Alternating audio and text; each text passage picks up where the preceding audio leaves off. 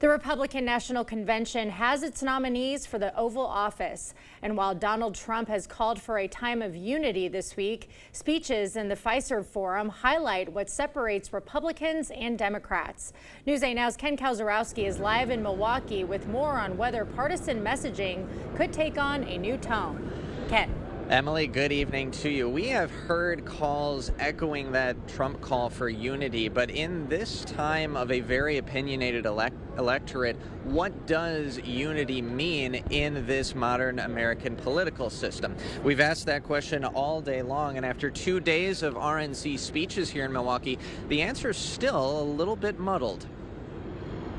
How do you avoid getting back into that crouch and carrying out politics as usual? The big question Tony DeCopel and hundreds more are asking politicians after calls for unity before the RNC, because normally political rhetoric hits a consistent beat. It's telling your folks that the other folks are the enemy, are the worst, are a threat. Today's Democrat agenda, their policies, are a clear and present danger to America. Trump over and over has egged on the darkest, most violent impulses in American politics.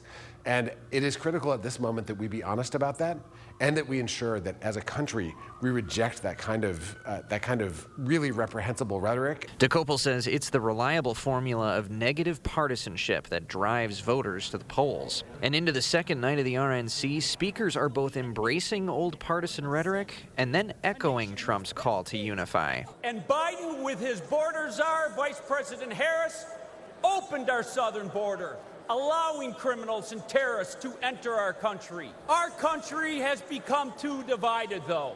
Instead of putting on just the blue jersey or the red jersey, we need to put on the red, white, and blue jersey and come together as Americans.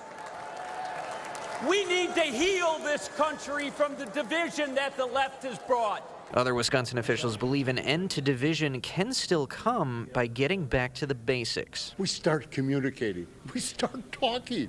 We say, you know, this is a Democrat way, this is a Republican way. Is there a middle way that we can come together and work out our problems? Let's, instead of fighting, let's start talking. Let's have a coffee together or a beer. Use the R's and the D's till the election's over. Then forget about that and join the W party, the winning party, the Wisconsin party.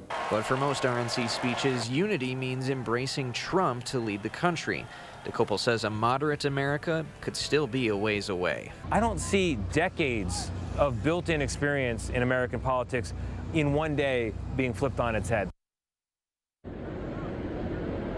So Elroy's own Thompson, the most overtly bipartisan, with his comments tonight to us.